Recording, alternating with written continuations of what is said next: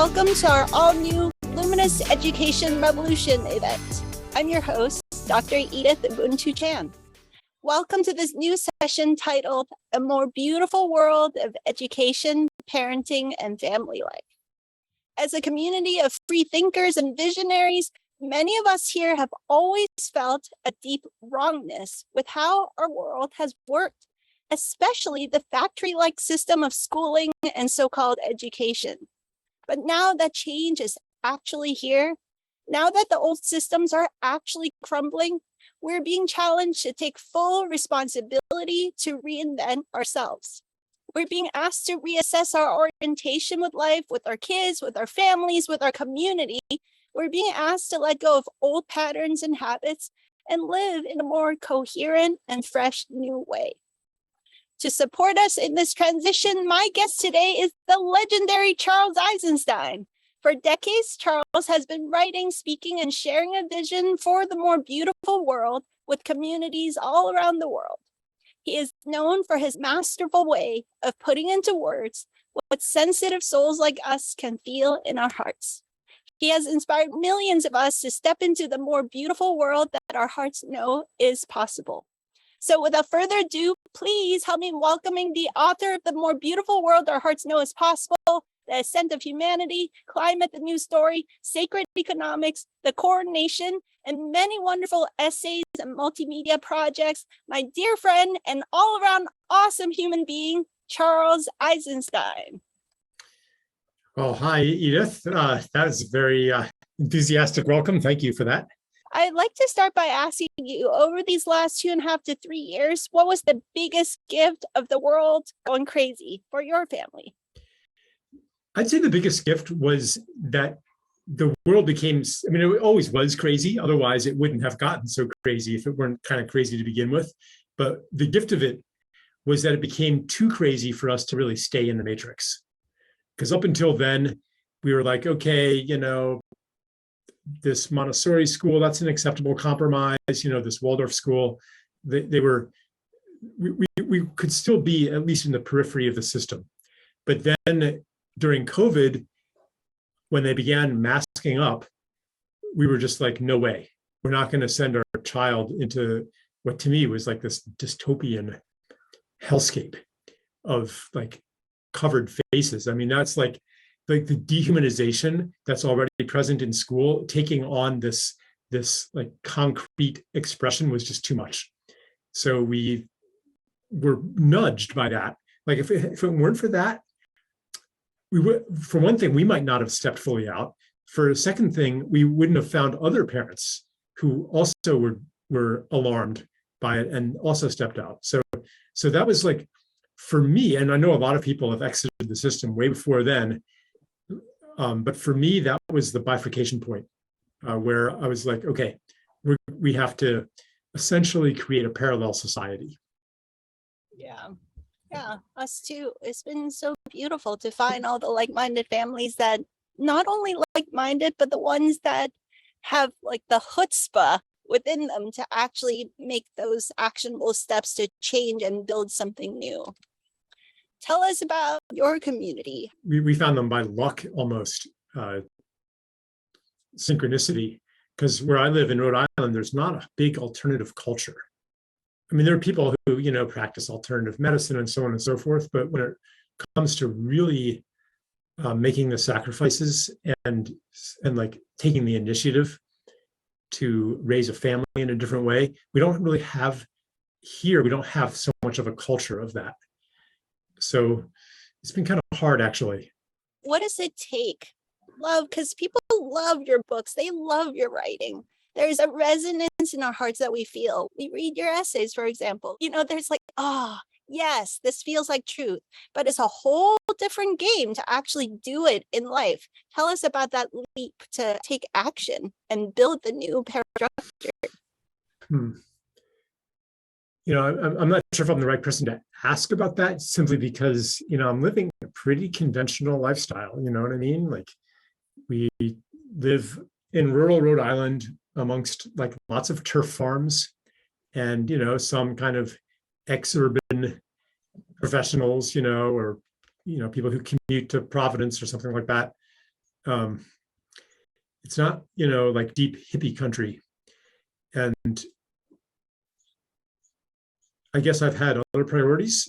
I've been speaking a lot, up until at least a couple of years ago, I was traveling and speaking a lot, writing a lot, but I guess, I haven't given up, and we might be looking at a move.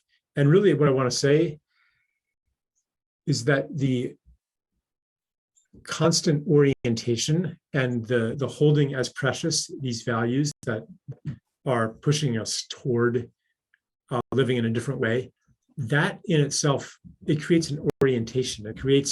It makes me never fully rest as long as there is another step to be taken toward the way that I want to live and the way I want to raise a family. So it's a kind of a restlessness. And, that restlessness eventually will answer from the universe. The timing of that, there's a mystery here. Maybe I needed to be isolated for a couple of years to complete some internal process.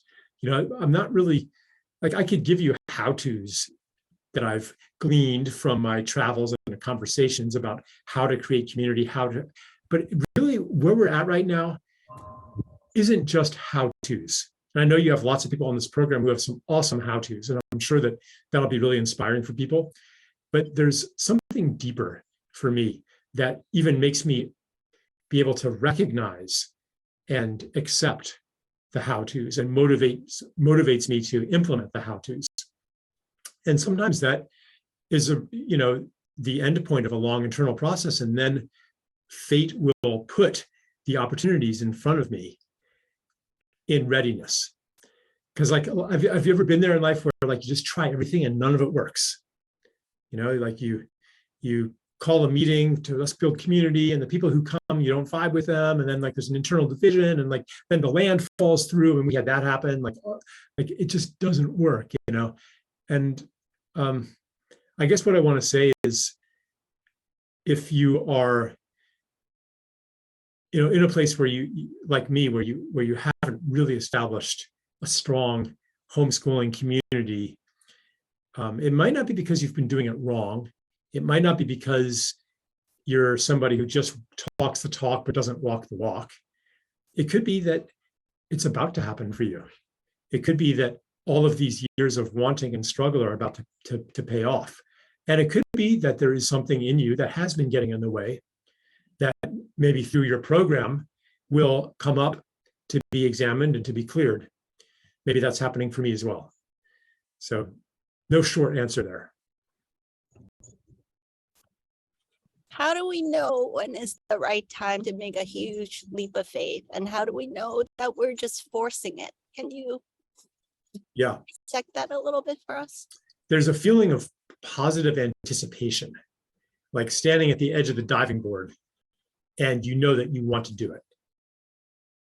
It's not that your friends are egging you on and calling you chicken, and you know that you're not ready to do it, but I better do it anyway, because it's not that feeling of dread and not that feeling of fighting yourself. It's a feeling of an exhilarating leap into the unknown. I'm scared, but I'm ready.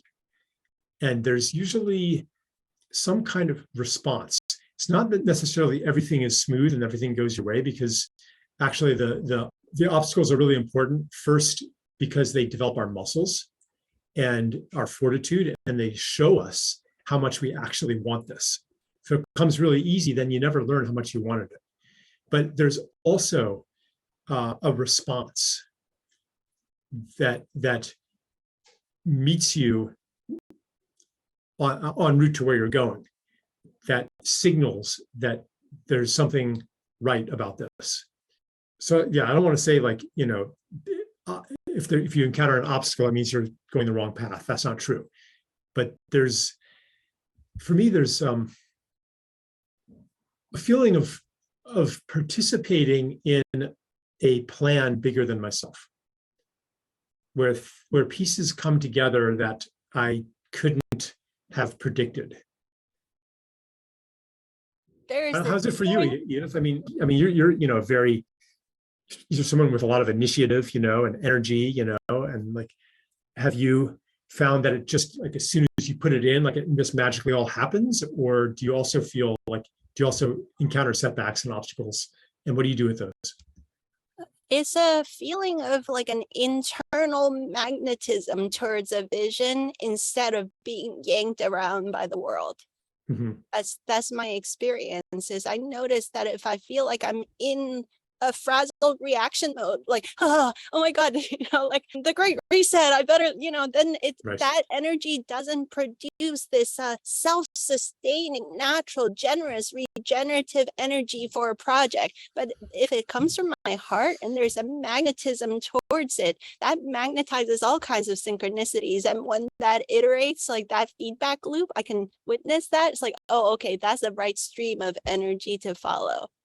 Right. Yeah. Yeah, that's really important. Not to buy into the fear, not to buy into the powerlessness, because a lot of these narratives, Great Reset, World Economic Forum, satanic elites, et cetera, they give so much power to these beings and paint us as so helpless, and paint us especially as helpless to create the future.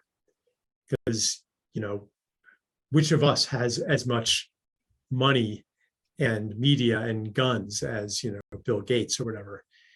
But that way of looking at the world gives more power to the powerful than they actually have, because the world is ultimately intertwined with our own consciousness, and your consciousness and my consciousness are no less potent than that of the elites.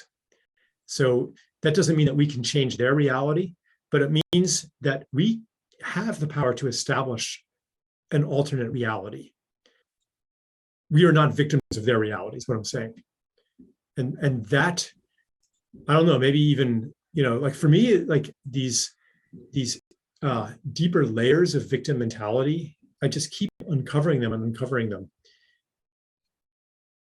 Yeah, and like sometimes even find like this comfort in helplessness, like taking refuge in I can't, when it's actually maybe that I haven't really clarified what I want, or maybe I have doubts about whether this is actually the right thing, or there's part of me that doesn't want to make a choice and wants to hang back.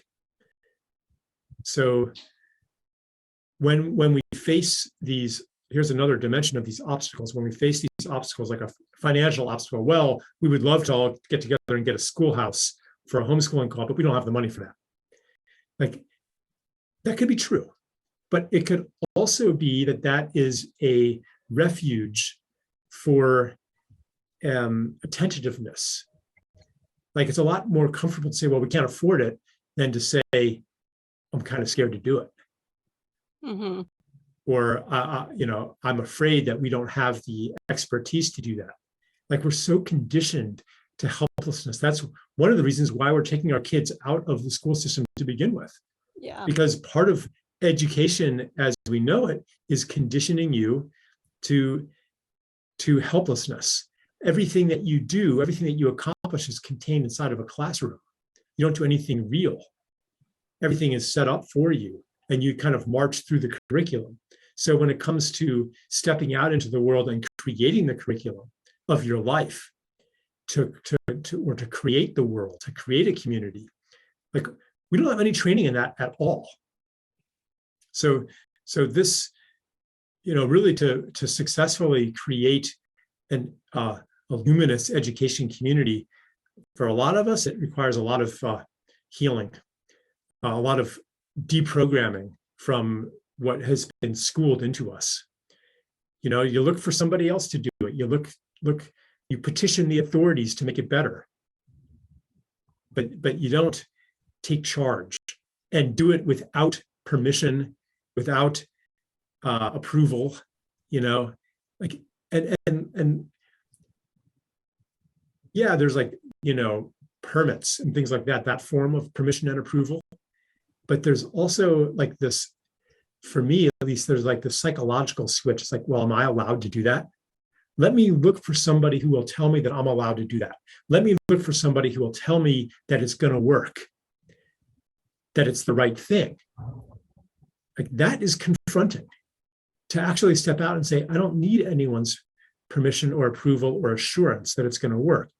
Which doesn't mean I ignore the people in my community who say, Charles, having an escalator to nowhere is not a good addition to our school.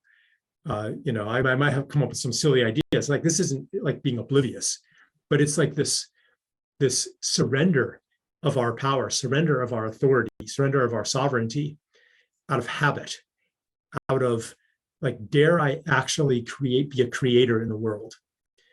So I guess that's one of the healings that I'm engaged with for myself.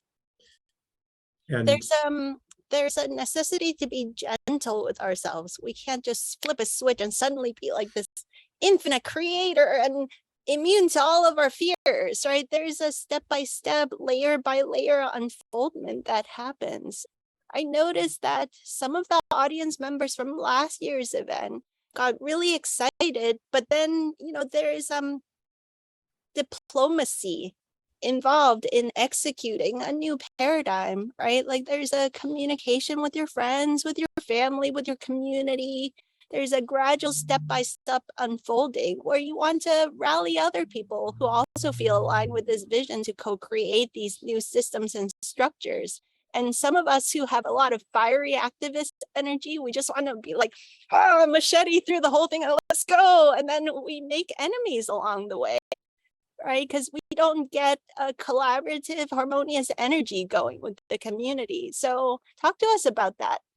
Yeah, we have to respect. I have the courage to do it. And then you do it in a way that's not very graceful and actually backfires. I've seen some of that. Yeah, because we have to respect where people are at. We have to respect where the world is at. Not sure if I'm allowed to end sentences with "at," but I like doing it. We have to, it's like if you're a painter and all you is this cracked and splotched canvas, you can't just pretend that those aren't there. Maybe you can paint around them. Maybe you can incorporate them into the artwork. You have to work with what you're given. And we are given this world with all of its imperfections, and given each other with all of our imperfections, all of our inner conflicts, all of our traumas. Like, this is what we are given to make beauty from. So we can't pretend that people are at a place where they're not.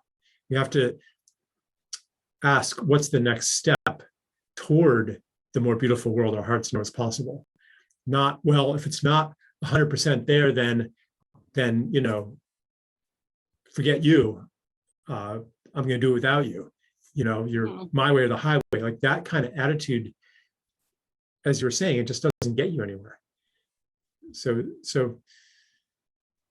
yeah, I mean, we've had to let go of things being perfect in every way because time marches on, and if you sit around waiting for the perfect thing, then what you're actually doing is making a choice that you're not even deliberately making.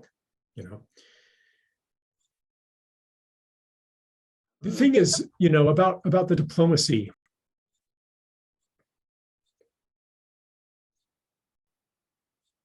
You have to distinguish what you are projecting onto others and what they're actually feeling, what values you think they should have and what values they actually have, and where you think they should be and what they're actually ready for. And they may be ready for quite a lot. And if you speak to that part of them, then they might actually step up into a courage that will surprise you.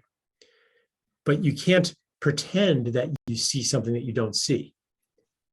You have to actually relate to human beings as full human beings and be willing to fully see them and to be their friend in the sense of holding the best possibility for them. But in honesty, like, you have to actually see it.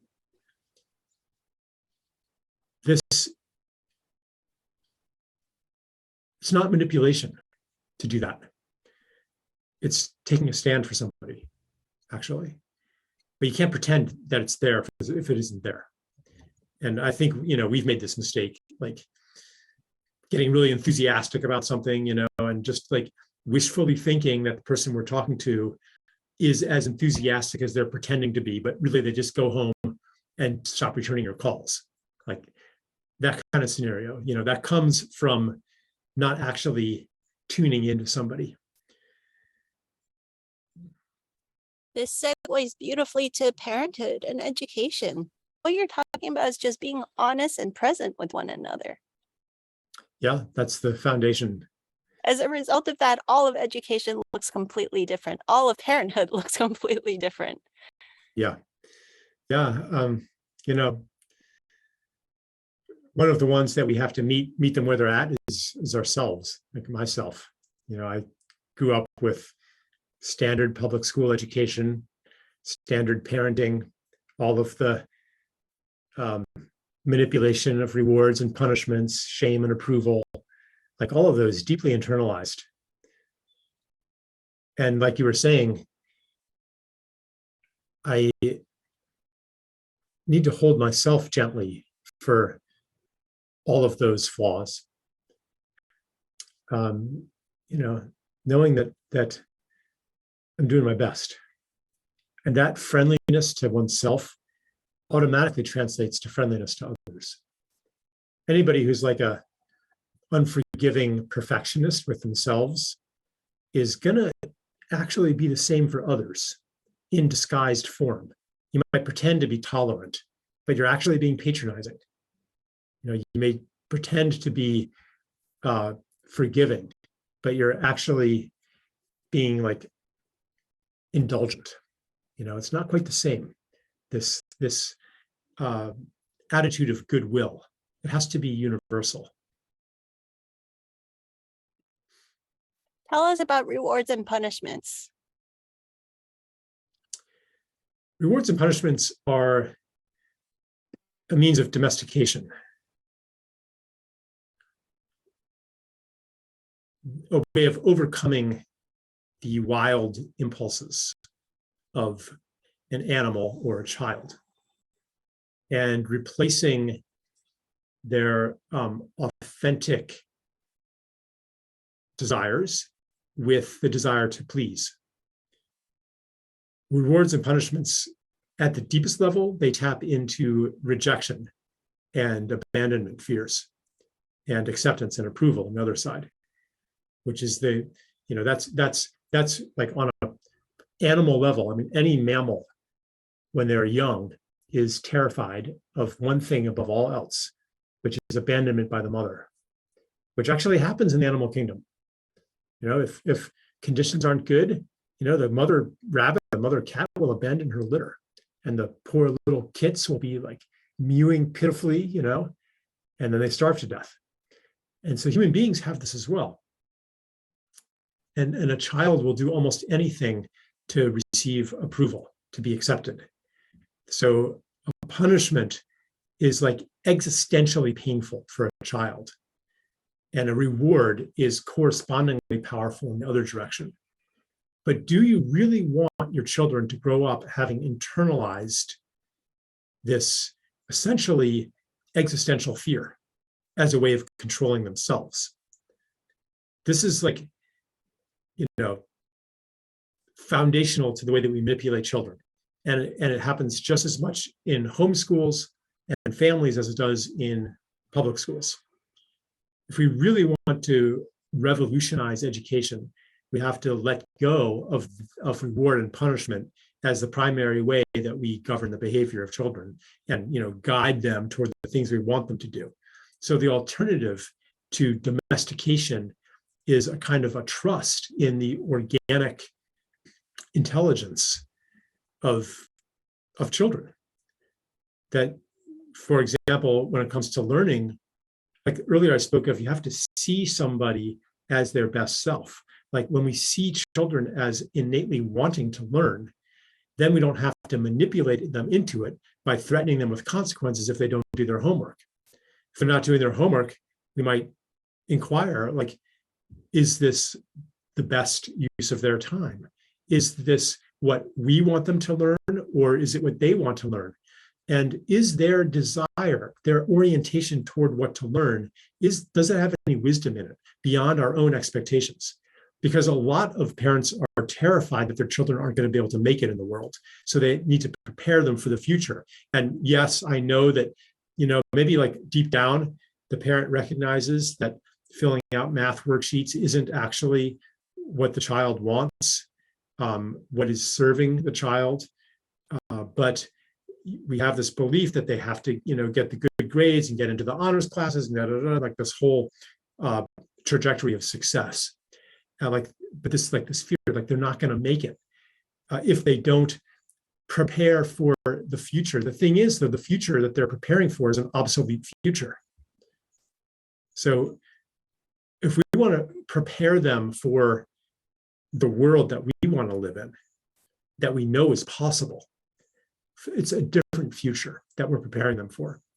And to some extent, we can name and describe what that future is. And we want to prepare them, to like be able to forage for wild food. We want to prepare them to recognize herbs in their local environment. We want to prepare them to communicate with each other with respect. We want to prepare them to have an understanding of the spirit and all these things that we understand as part of the future. But merely replacing the old curriculum with a new one and manipulating, threatening, rewarding them to follow that curriculum instead of the old one, that's still actually, new wine in an old skin. We have to also recognize that the more beautiful world our hearts know is possible is beyond what our minds can fully conceive. We don't know the path from here to there. And perhaps the children born much more than we into a new consciousness are more oriented toward finding that path, and that therefore their natural curiosity and their natural impulses are more to be trusted than we thought. And I don't want to be an extremist about that because, like in some versions of free schooling, like I've seen the kids are just on screens all the time. Well, we're trusting the kids. Like it depends also on the situation that you put them in. If all that is available is screens and there's no outdoors and there's no adventure and there's no role models for anything else and no fascinating projects to get involved in, then yeah, they're going to go to the screens and have online adventures. So community, like school, actually in a healthy society, school cannot be fully segregated from the life of the community. Kids want to be involved in something real, not just contained in a classroom. Then it's meaningful to them. And this is why, like, all these questions of pedagogy, and educational models and so on and so forth, when they assume that it's going to happen in a separated off school building exclusively, I mean, maybe some things can happen there. I'm not saying that we shouldn't have any school buildings whatsoever, but when there's no community that exemplifies the future that we are educating them into, then it's going to be hard for them to naturally develop the curiosity for the things of the alternate future that we serve. What is the purpose of education? What is education? Well, I don't know. I mean, if you look at the roots of the words, it's something about bringing something out of them that's already there. But really what it's about, it's the process of, we're talking about children here, it's the process of making the child into a full member of society, of giving the child what he needs or she needs to develop into a full member of society. And that could include knowledge, it could include a skill that contributes to society, it could include values that the society shares, it could be an understanding of that society's particular rituals and taboos. Like all of these things are part of education. So we just got to keep that in mind when we ask, what are we educating them into? to educate can mean to bring in also. It doesn't necessarily mean to bring, I guess it means to bring out, but to bring out of the world of childhood into society. A child is not fully in society. A newborn is in his own little world, and his only connection is with the mom, and then maybe with the dad, and maybe with, but then it's a growing circle of connections. But even like mentally, very, very self-centered, very in his own world. And as we grow, we become members of society. So education is the process. It's the process that accomplishes that. As you're saying that, it occurs to me that we, having gone through the old system, we're also not fully grown adults that are fully educated for this new world either. Well, that's because our development is stunted by the old system. Oh, yeah.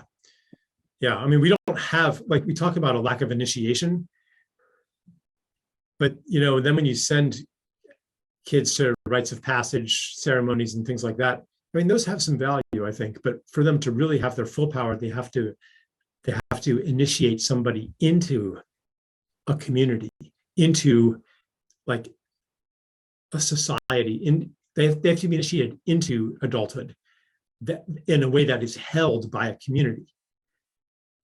So, and that vision of adulthood includes certain values, certain ways of contributing, like being a certain person, relating in a certain way, like all of these things need to be held by a community.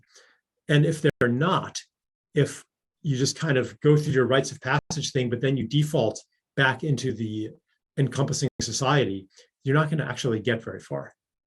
So yeah, none of us, or most of us, maybe some people listening grew up in a hippie community and actually, maybe I'm not speaking to you, but most of us, we didn't have any initiation whatsoever, at least not a purposeful one. Life sometimes gives us initiations, in fact, always does eventually. But not only do we not, have a culturally sanctioned initiation, but there was like the world that we want to be initiated into doesn't even exist yet. So we're kind of, staking these outposts into new territory and gathering around them as best we can. And that's one, wanting to bring the next generation into them so that they grow up in the place that we struggled so hard to get to. They're already there. That's why we want to create new schools, new models of schooling, or new, maybe they're not even called schools, but we want to educate our children into something that doesn't really yet exist. That's the challenge before us, and it's really hard work. But even if we make 10% progress, in 10 generations, the world's going to be in pretty good shape. Even as we're going through this transition, there's this feeling like, well, nature does everything just in time. Like, it doesn't rush ahead. The blueprint is somewhere there. It may be invisible, but it's there.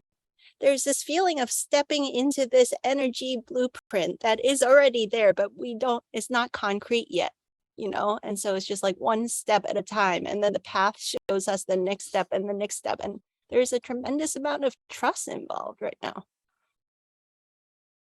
Yeah. Yeah, it's the invisible path. There is something like, as I was listening to you talk, there's something like an order of operation that is not a well-formed thought. Like intuitively here, I thought, I could spend my energy building lots of homeschool classes for the community because I have that kind of energy and inspiration. But first, let's build a village. Let's build a community. Let's just hang out in the park weekly for the kids and then monthly for the whole village. Let's just keep doing that.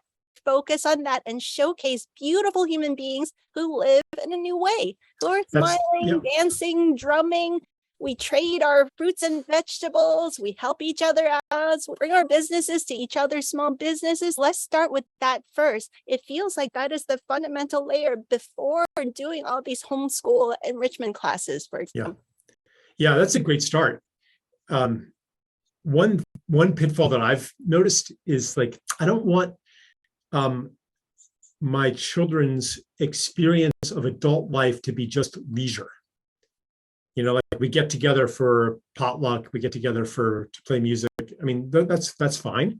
Leisure is part of life, but I really want them also to experience adults cooperating together to work, to produce something.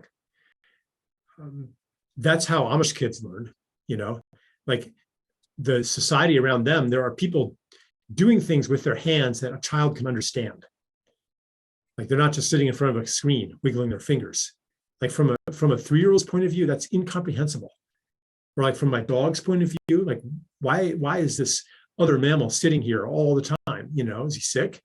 Like, but you know, if you're fixing a fence, you know, or planting seeds or building a house or working at a forge or something like that, like a child can understand what's going on. Yeah. And so the adult world doesn't seem so irrelevant. Like I remember what it was like to be a teenager. Like I was like contemptuous of all the things that adults did. Like, because I barely understood them. You know, I hadn't been part of them. They'd been this separate realm, and someday I'll be in that realm. But you know, this is another one of the no quick solution challenges that we face. But once we become aware of that, then it's like, yeah, maybe we're going to have a canning party, you know, and maybe the children can participate in that, or maybe we're going to, it depends on how back to the land we are. And that's why, you know, personally, like Stella and I are really looking, we have our antenna up, you know, to like go in that direction.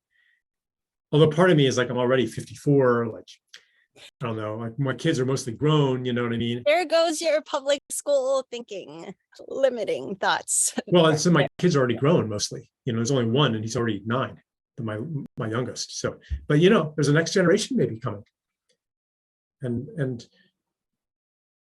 you know, like, okay, maybe others can learn from my own failure of not, I mean, I wanted that so bad for Jimmy and Matthew, you know. Jimmy's 26 now, Matthew's 23. They're not going to grow up in like a homesteading co-op village where they're not going to do that. Like, this isn't my limited thinking. This is too late for them to grow up like that. But maybe they'll have families, and at least I can offer you my grief that they didn't have that. And you know, maybe others will, and like I have, you know, all my excuses why I wasn't able to do that for them. And those excuses, they might have truth in them, but there was something that I guess I just didn't hold the pressure, you know.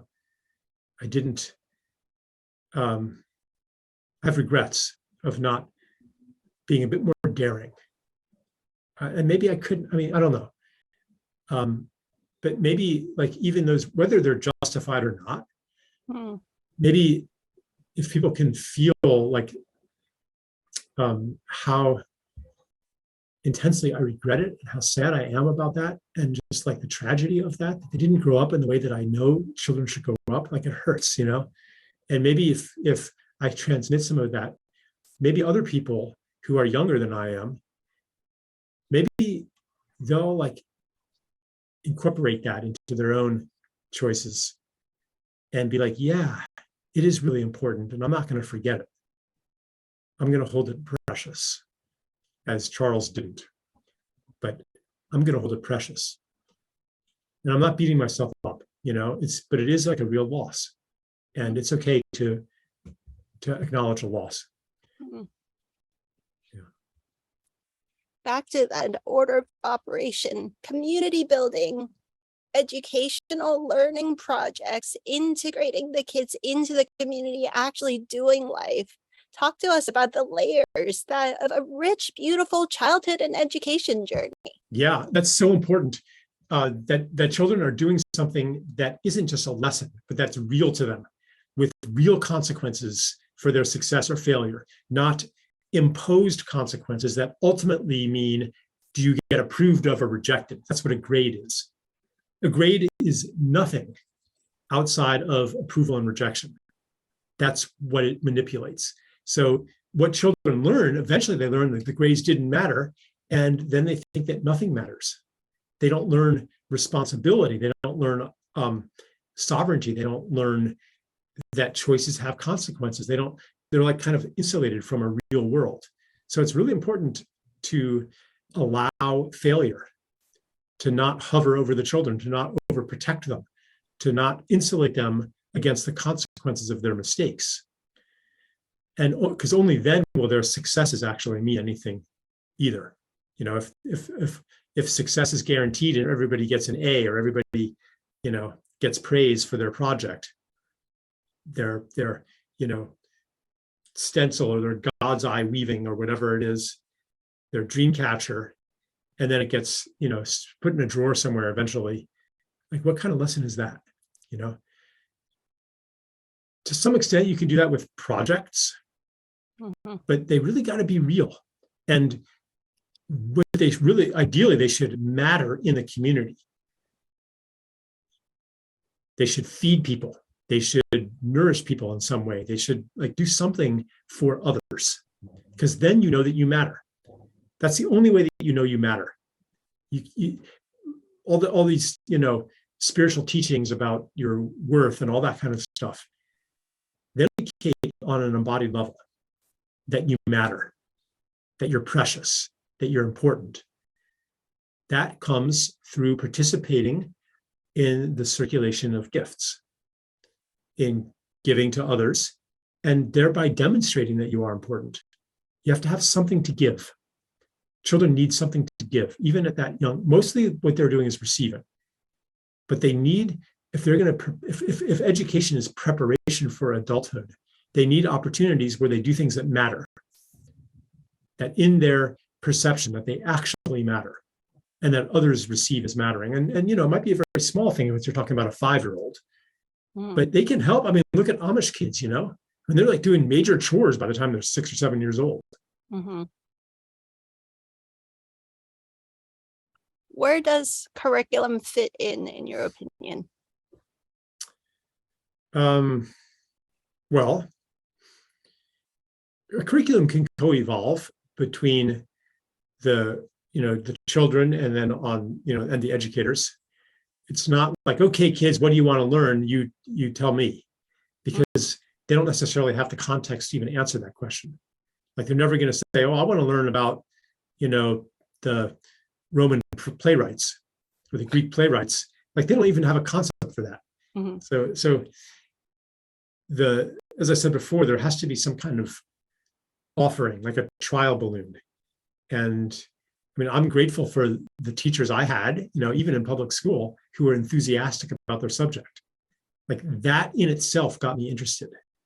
So really what you need, like, beyond like any principles of curriculum building, underneath that is enthusiasm. Like, you have to have somebody who loves what they do, who loves what they're talking about. And even if it's like really basic stuff, you know, to a 6 or 7-year-old, like, that love comes through. That's irreplaceable. If you don't have that, then, you know, any design is going to lack its soul. So start there.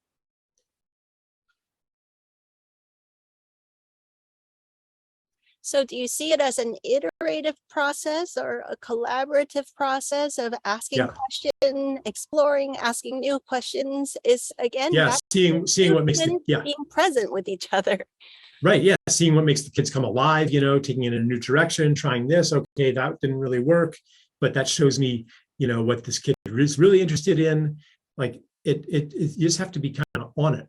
And it's, in a way, a lot harder than just taking refuge in a preset curriculum that is applied indiscriminately to everybody. Like that's the machine model, that's the factory model. And that's what we're getting away from. We're entering into the relationship model. Yeah. So you have to be present to the relationship and attuned to the child. And it's not about asking them, what do you want to learn? But it's tuning into what they want to learn. Mm-hmm. And making offerings, and some things maybe don't work out. Maybe they didn't want to learn that after all. That's okay. But they want to learn something. You have to understand that and hold that as true. What are the character traits that you'd like to nurture in your kids? Well, all the good character traits. But maybe I'll pinpoint a few.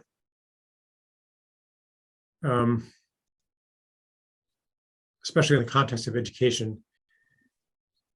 I'd like him to carry now, my youngest, to develop initiative and a belief in his own capacity to accomplish something. Another thing is leadership ability. Like I think he's kind of a natural born leader. And to develop that, he needs to learn to see the capacity of others, to call them into their capacity. And to be pleased by the success of others.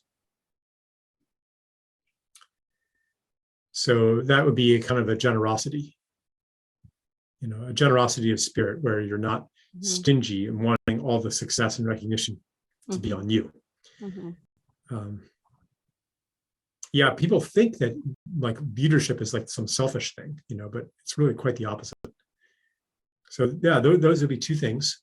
A confidence that he can learn whatever he sets his mind to. A ability to feel his emotions.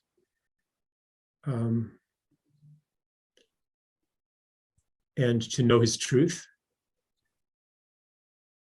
To be clear on what's true for him. Yeah, I'll leave it at that for now. How does one intentionally nurture these things? What does that look like? Is there a lot of son, sit down, let me have a talk with you? Or, how does it Sometimes look? I drop one of those things here and there, in offhand remarks or little conversations. But of course, it's more about providing opportunities where that can happen. And also modeling it myself. And maybe also seeking out others who model it. Because maybe I don't model all those things myself consistently.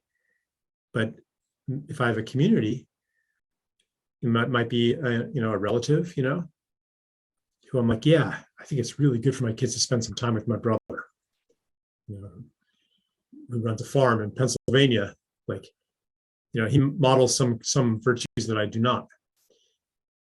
So I think this is what like a lot of us are really awakening to in the homeschooling community. Is like homeschooling doesn't happen at home. Right. This is, none of us is sufficient in all the ways that a child needs to learn from, whether it's cognitively or emotionally, or spiritually.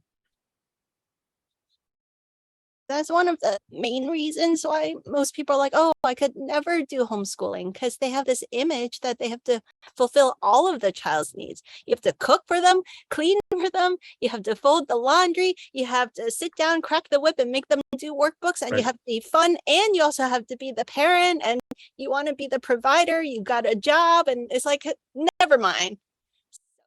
Really, this rich experience of life and community is a key part to what they call homeschooling, which is like learning doesn't happen in a school and you're hardly ever even at home. Right. Yeah. It's a community function. I'm thinking of my dear former wife, Patsy, who grew up in Taiwan. And when she describes her childhood in rural Taiwan, I mean, they were just like running barefoot through the rice paddies. If there was a construction site, there was no fence around it. They were like, in and among that, like anything that was happening, they would be part of it. So when, one neighbor making oil, from soybeans, with her own press, like everything was happening right there. And they learned from that. And, imagine in the days before school, which would only have been one or two generations prior. Right. Like that's how it should be, can be. And in a technological society with an extreme division of labor and expertise, it's hard to imagine how it could ever be like that without, going back to, 18th century lifestyles. But I think that, we're not actually talking about going back to 18th century lifestyles. We're talking about recovering some functions of life that might actually look like 18th century, but not to abandon everything that has developed since then. And some of the ways of learning can actually translate, like one of the main ones is apprenticeship, which is, even if you're going to become an electrical engineer or something like that, yeah, your degree might help you, but really people learn on the job. Yeah. With things like that. So that's a function where it's more than just barefoot kids running around seeing what's going on, but like at some point, you get apprenticed to a master of the craft. And I think that especially as our homeschooling kids reach teenagehood, like you really need something like that, because this, as I said before, like the necessity to do something meaningful, something real in the world, is harder and harder to accommodate in, by just like some, academic teacher and what the academic teacher can create. You actually have to, like the child by then is like, hopefully like really knowledgeable and really capable and needs an outlet for that. That isn't just contained in a lesson book, unless they're going to be a scholar, and then there's like actually what higher education originally was, it was training for scholars. And I think it's, a healthy society has maybe 1 or 2% of the people who are scholars. But that's we're not really talking so much about higher education here, but, it's relevant that we have an educational system that, has two tributaries, one of them being like the inculcation into industrial mindsets and factory labor and all that kind of stuff. But the other tributary was to actually like develop, and create wise people, to create scholars. Like that's what a PhD was, is an apprenticeship. I mean, it still has a bit of that. And so then we have like a whole system geared around a profession called scholar that is actually only suitable for a tiny percentage of the people. And so like we have higher education that's for scholars, and then we have like a diluted version of that in college, and in high school, even a more diluted version. And it's like the idea is everybody's going to become, an intellectual of some sort and write papers. Like, why write papers? Why? Like all this stuff is geared toward a certain vision of the developed human being that betrays a lot of prejudices about what a human being should be and how we develop. Like part of that ideal was that we become less and less material, and we enter the world of abstraction, of numbers, of the higher things. This is one of the attitudes we have to overturn, and to re-acknowledge materiality and celebrate materiality and the sacredness of plants and animals and soil and mountains and rivers and wind, and the participation in those things, to ennoble those as we have previously ennobled everything, abstract. The consultant, the executive, the financial world, like the scientist, like these are all people dealing with numbers, with abstractions. So this is one of the values that I want to like reinsert the code for in our education revolution.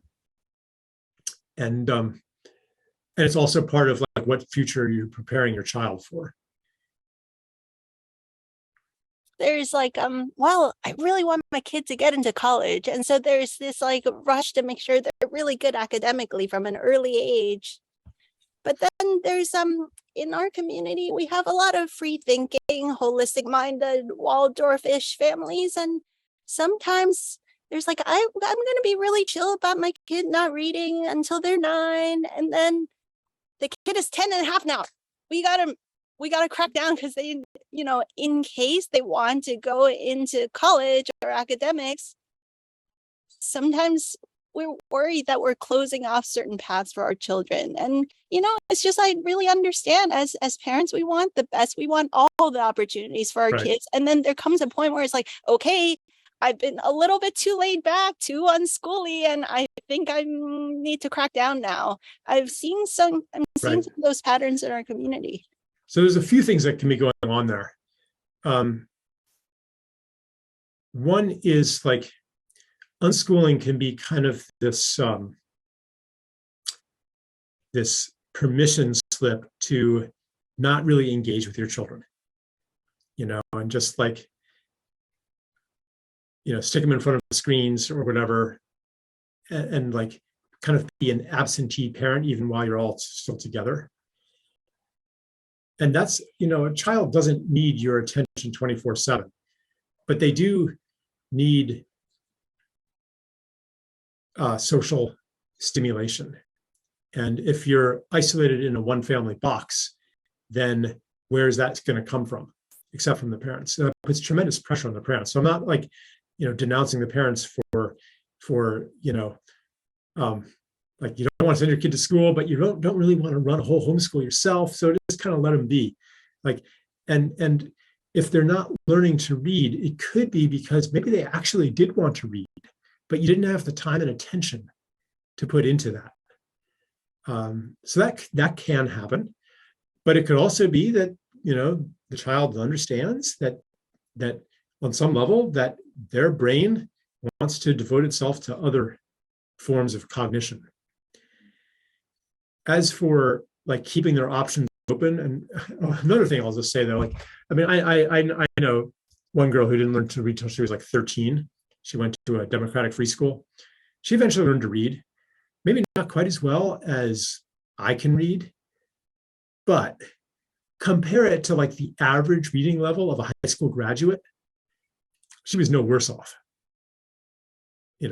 Kids who are like marched through 12 years of school, they still can't read, like functionally. So like, what are you really worried about here? And half of them get along okay too. So there's that. But then also, to talk about like preparing for an obsolete future, like you go to college and you end up with tons of debt and still no job prospects. Like the whole game is falling apart. A lot of people are realizing this now. Like it's really changed since when I was in, high school. I mean, it was unquestionable that you would aspire to go to college. And if you didn't, it was because you weren't smart enough. That's what we were given to believe anyway. And that's just not true anymore. It's just, the game is up. The game is up. Not everybody realizes it yet. And there's no clear alternative. That's the other thing. Like, see, that's the other thing about college. It is a kind of an initiation. You step away from the home, you enter a different environment. You learn things that are maybe not available from the home. Like beer drinking. And and beer drinking, like you socialize in a different way. You make mistakes that you are not protected. It serves a function in our society, partly just as a symptom of where we're at, but partly because like the call to adventure, the hero's journey. Like a person of a certain age needs to go discover themselves and wants to learn things not available in their home environment. So I think we need an alternative to college. That I've thought about this a lot, actually, as my kids reached college age. And I was like, if you don't want to go to a regular college, I'll pay for any program you want to go to. Could be, energy healing, could be like permaculture design, like anything, any experience you want. Because by the way, like it's going to be way cheaper than a year of college, actually, to pay for like you could be a full-time workshop attendee for 4 years and it would cost way less in college. So but I would really like to see the growth of, again, this is like a parallel society of institutions of higher education that are for people who totally are getting out of the system. Like they don't see their future as coming through this, standard progression, college, grad school, and so forth. Super exciting. What are the greatest gifts of parenthood and the hugest challenges for you?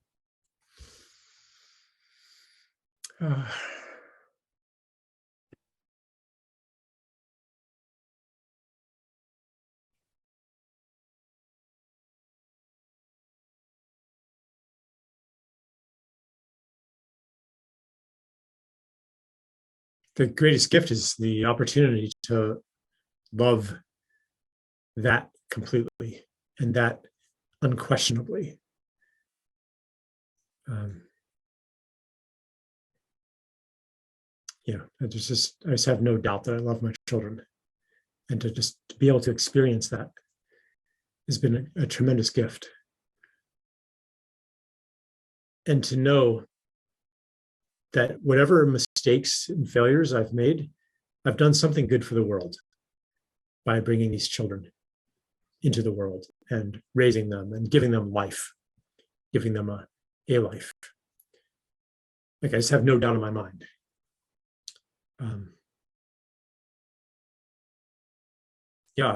For me, they're part of a life fully lived. And the challenges, have been a lot of them, like when I was, really trapped in the single family box for a long time. I was a single dad for a while.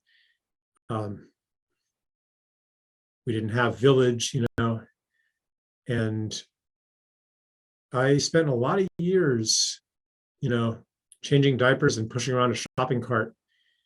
A lot of years, in kind of with young kids, because my eldest is 26, my youngest is 9. I've been in it for a while, and it's been challenging sometimes. That there were ambitions that I had, callings, missions, things I really wanted to accomplish, that I really had to pull this balancing act and make sacrifices to that and make sacrifices to the kids, because it was kind of all on me. Didn't really have like the networks of support, the community of support, and eventually I ended up drawing a lot of my own life force to do that, and got adrenally fatigued and all that. So I guess that would be, for me, that's the biggest challenge. I mean, I could name other ones, about like lessons I've learned, parenting fails, things like that. But I'll just stick with that one for now. There's this strange dynamic in our alternative-minded, free-thinking community that a lot of people are like, oh, I really love the ideas of respectful, child-led, self-directed homeschooling, unschooling, play-based, project-based. Like there's this vision that we have, and then there's the practicalities of the community doesn't quite exist to really create that rich experience yet, and so I don't know if this is a question or just a comment, that I think back to being gentle with ourselves. Like you had to get yourself into adrenal fatigue to try to juggle your work and parenthood. And I wish for all the parents listening that we don't have to get into adrenal fatigue, that we come together as communities and hold each other up and nurture each other and support each other, because It's not mathematically possible for each of us to try to do it alone. Right. Yeah. Yeah. And sometimes you kind of find yourself in a situation where you have to do more than you can sustainably do. Like, this world that we're set into is not perfect. There's struggles, there's challenges. If you do get fatigued, it could be because you haven't allowed yourself to receive, and you haven't valued yourself and haven't taken that self time because of some psychological barrier. It could be, but it could also be that you're doing nothing wrong and it's just hard, the situation that you're in. So I guess what I'm saying is, if you are facing some kind of challenge, some kind of illness, something like that, it may not be best viewed as a lesson in something wrong with you. It might not be that you're, indulging in negative thinking or negative self-talk, or, not fully receiving or not valuing yourself, all that stuff. Maybe it is. Maybe that's something to look at, but don't dogmatically assume that it is. On some level, all of us have descended into this world of trouble and toil for a reason, to uplift that world. We're here as emissaries of the future, that we're calling now Luminous Education. Like, we know that something more beautiful than what currently exists is possible, because in a sense, we're from that world. That's how we know for sure that it's possible. And knowing that as a soul, and you see a place where it's not being lived and not being fulfilled, don't you want to come and do something about it? Well, you can't come and not experience it. Like, you can't do something about it from up on high. You have to actually come into this world. So, we kind of signed up for this. And I'm not saying, like, just resign yourself to illness, poverty, exhaustion, et cetera, et cetera. But don't think that if you experience those things, it's because of a personal failing. That's really what I'm saying. It's not necessarily a personal failing. Yeah, I'm not going to get more metaphysical than I already have. Just maybe hear the truth of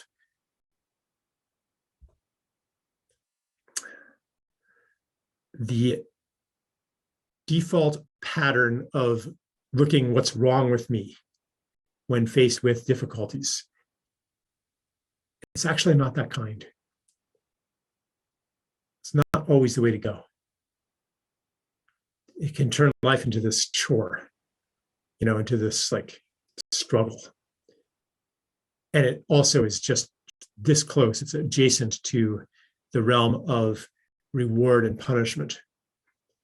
Because how do you fix yourself? Well, the default is you reward yourself for doing good and punish yourself for doing bad. Reward yourself for positive thinking, punish yourself for negative thinking. I mean, it's a trap. These habits of our education run deep.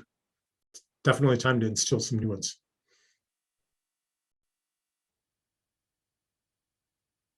Charles, I could talk with you all day about these topics.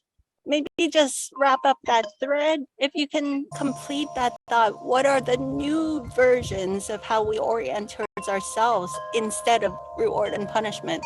This internal dialogue that we always have going on. What's the new software instead of that? One way to put it is friendship with yourself. It's non-judgment. Really, it's non-judgment. It's full acceptance of your truth, your choices, your feelings. And it doesn't mean acceptance in the sense of I'm going to keep doing that necessarily, but accept that you did what you did, you felt what you felt, you said what you said. Because that light of awareness is the necessary ingredient for things to change. we can learn to trust that giving attention to something begins a process of transformation, which is really a trust in the organic intelligence of not only the self, but of all things. And it's akin to trust in the organic intelligence of the child. But, you know, like questions like this, Edith, I don't like answering them in the abstract, actually. You know, it's really a personal, it's an intimate question, really. And when you generalize it, it can start sounding preachy or teachy, or might not even be true for somebody. Like it's a really, like a question like that may not have a general answer. It's really a function of the relationship between the people speaking.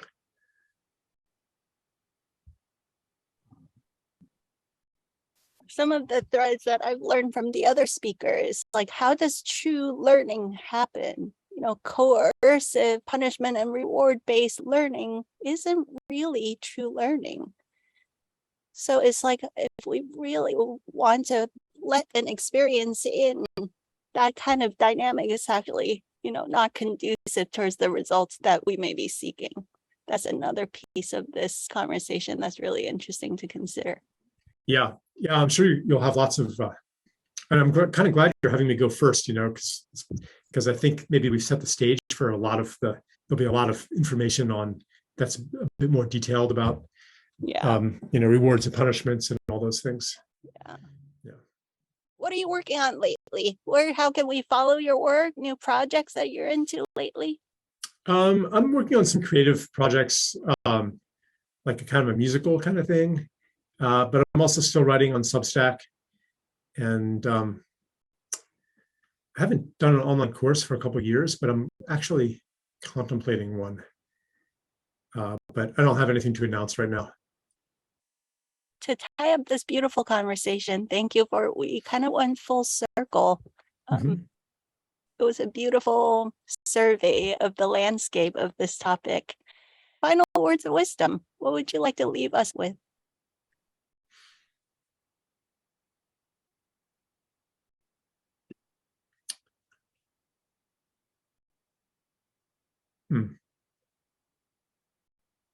I mean, we touched on so many things, you know, the internal stuff, like the community, what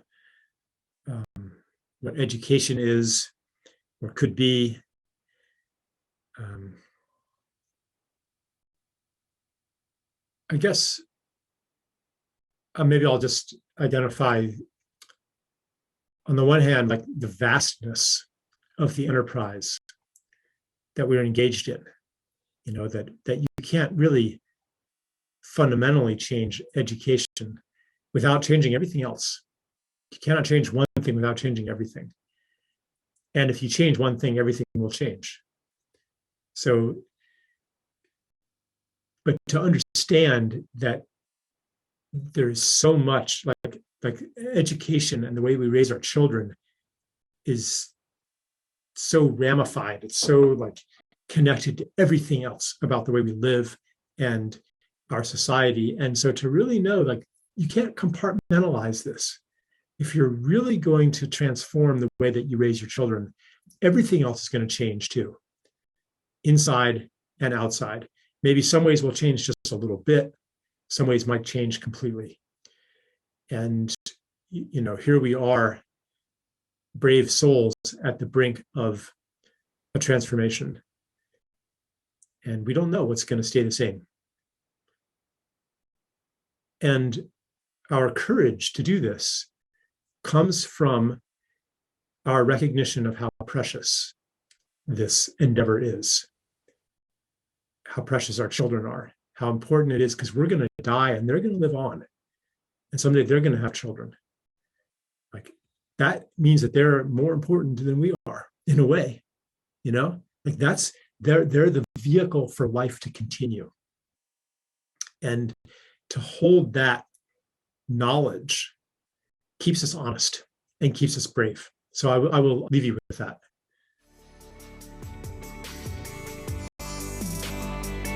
Charles. Thank you, Edith. I hope you guys enjoyed this beautiful, heartful, soulful conversation, and I look forward to seeing you for the next one.